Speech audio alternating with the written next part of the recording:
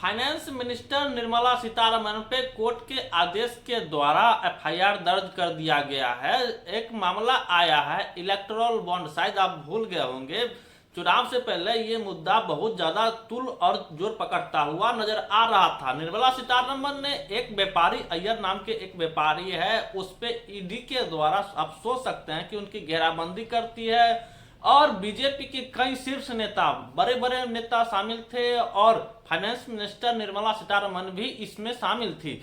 और 1-2 करोड़ नहीं, 8,000 करोड़ की वसूली उस अय्यर नाम के व्यापारी से करते हैं। तो सोच सकते हैं जब ईडी और सीबीआई की जब छापा पड़ती है, उसके पीछे राजनीतिक षड्यंत्र क्या होता है, उसके पीछे पैसा कमाने, पैसा बनाने और उस पैसे को पार्टी फंड में चुनाव में इस्तेमाल करने की साजिश होती है। तो जो बीजेपी का ये चाल चरित्र ईडी के द्वारा जो दिखाया जा रहा है, जो नेताओं पे, व्यापारियों पे जब से ये लोग छापे और दबिश देने लगे हैं, तो लोग समझ जाते हैं कि इसमें किसी नेताओं की, SC/ST नेताओं को फंसाने की साजिश होगी या किसी व्यापारी से पैसे ऐंठने की साजिश होगी। तो अब ईडी की विश्वसनीयता धीरे धीरे घटती जा रही है और बीजेपी में जिस तरीके से ये विरोध हो रहा है कि निर्मला सीतारमण पर जब कोर्ट ने सबूत के साथ देखा कि 8,000 करोड़ की वसूली हो गई, तो इसमें डायरेक्ट कहा कि इस पे एफआईआर करो। अगर आप सोच सकते हैं निर्मला सीतारमण की गिरफ्तारी होगी तो क्या स्थिति होगा। और बीजेपी के जो नेता है, अब इसमें बगावत शुरू हो गई है और निर्मला सीतारमण नरेंद्र मोदी के इतने करीबी है कि वो अभी तक इस्तीफा भी नहीं दे पाई है। अगर चाहते तो शीर्ष लीडर इसे इस्तीफा भी मांग सकते थे, पर आप सोच सकते हैं हेमंत सोरेन का वो जमीन का मामला था जो कुछ ही लाखों रुपए की थी, उसमें हेमंत सोरेन को जेल हो जाती है, लेकिन 8,000 करोड़ की संपत्ति वसूलने वाले अवैध रूप से इलेक्टोरल बॉन्ड के जरिए उन पे एफआईआर होती है, लेकिन उनकी न तो इस्तीफे की मांग की जाती है, न ही जेल जाती है, न ही गिरफ्तारी होती है। तो ये होती है बीजेपी का चाल चरित्र। और SC/ST OBC समाज के जब नेता होते हैं उन पे एफआईआर भी होते हैं और वो जल्दी से जेल भी जाते हैं और उन्हें मुख्यमंत्री पद छोड़ना भी पड़ता है। तो कुछ इस प्रकार भारत में चल रही है। और एक नजर गोल्डन दास के मामले पे भी नजर डाला जाए। गोल्डन दास की गिरफ्तारी होती है, उससे पहले रूपा हत्याकांड मुजफ्फरपुर में होता है और उसके विरोध में गोल्डन दास वहां प्रदर्शन करने के लिए जाते हैं। और जब वहां जाते हैं तो एक गांव के व्यक्ति एक वीडियो जारी करते हैं। उन्होंने ये आरोप लगाते हुए कहा कि मेरे घर के शीशे तोड़ दिए गए, दरवाजे तोड़ दिए गए और मेरे गाड़ियां थी उसको तहस नहस कर दिया गया और इसकी मुआवजा नुकसान दे जाए और लूटपाट मेरे घर में हुआ है, सोने चांदी पैसे कैश जो भी थे उन्होंने लूट के ले गए, ऐसे आरोप लगाते हैं। उसके आधार पे एफआईआर होती है। और गोल्डन दास का जो अभी जब कोर्ट में पेशी के लिए ले जाती है तो उनके हाथ टूटे हुए थे और ऐसा कहा जाता है कि उसके लीवर में इतना मारा गया, मोनू कुमार एक थाना अध्यक्ष है उसके द्वारा, कि उसके लीवर में बहुत ज्यादा सूजन आ गया और जब मामला बिगड़ता हुआ देखा तो चोरी चुपके से प्राइवेट हॉस्पिटल में उसका इलाज कराया जाता है। तो ये स्थिति थी कि जब बहुजन समाज के SC/ST OBC के नेता जब आते हैं, अपनी आवाज रखते हैं और विरोध करते हैं, तब उनके साथ बदसलूकी, मारपीट होती है। और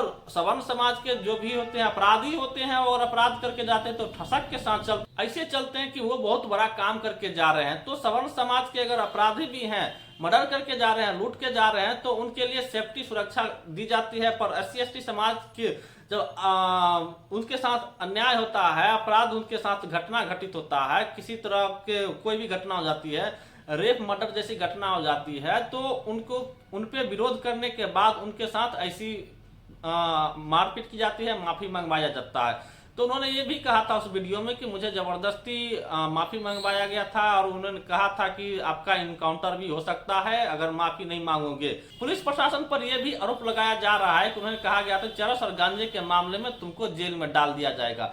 अगर मान लीजिए गांव में अगर किसी के यहाँ अगर लूटपाट होती है, तो अगर क्या वो बहुत बड़े व्यापारी थे जो उनके यहाँ लूटपाट हो गई और वो शहर में लूटने की नीयत से जाते, तो शहर में लूटने जाते जहाँ पे करोड़ों के सोना चांदी आभूषण के जेवर जेवरात लूटने जाते, वो गांव में क्या लूटने जाते। ऐसी कुछ लोगों की मांग है, प्रतिक्रिया है कि गोल्डन दास के साथ न्याय दिया जाए। और सुप्रीम कोर्ट के मनुवादी जजों के द्वारा SC/ST आरक्षण में क्रीमी और वर्गीकरण का जो फैसला आया था उसके लिए पुनर्विचार याचिका खारिज कर दिया गया है। जो डाला गया था पुनर्विचार याचिका उसको खारिज कर दिया गया। तो आप सोच सकते हैं इसका समर्थन RSS ने भी किया था और कहीं ना कहीं बीजेपी का इसमें हाथ होगा क्योंकि नरेंद्र मोदी जब जाते हैं तो गणेश पूजा जो सीजीआई चंद्रचूड़ है उसके घर पे जाते हैं और उनके साथ पूजा पाठ करते हुए नजर आते हैं। तो ऐसा पहली बार भारत के इतिहास में हुआ है कि प्रधानमंत्री सुप्रीम कोर्ट के जो सीजीआई जज हैं उसके यहाँ जाते हैं।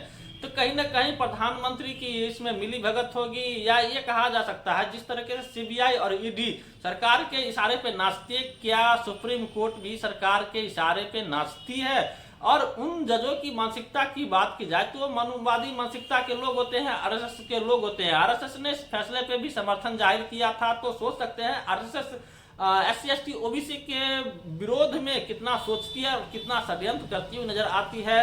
और जो पहले कई हजार जातियों में बांटा गया था SC ST और OBC समाज को, उसको बाबा साहब ने एकजुट किया, SC ST और OBC नाम दिया, तो उसको अब फिर से जातियों में विभक्त करने का काम कौन कर रही है और इससे किसका फायदा है? अगर सुप्रीम कोर्ट का जो वर्गीकरण होता है SC ST OBC में, तो इसमें तो SC ST OBC समाज के नोट फाउंड सुटेबल करके इसे पोस्ट को खाली कर दिया जाएगा, तो उस पर क्या फिर से SC ST समाज के लोगों को भरा जाएगा, या उनके जगह पे अगर नोट फाउंड सुटेबल होता है तो किन लोगों को भरा जाएगा? अभी तक किन लोगों की शासन और प्रशासन में हिस्सेदारी है? आप सोचिएगा, समझिएगा तो समझ में आएगा। और ये मामला बहुत संवेदनशील है। तो सरकारी नौकरी दिन प्रतिदिन घटती जा रही है और इसमें भी आरक्षण में वर्गीकरण और नॉट फाउंड सुटेबल, ये बहुत बड़ी समस्या आ गई है। सवर्ण समाज इसके बहुत बढ़ चढ़ के राजनीति करती हुई नजर आती है।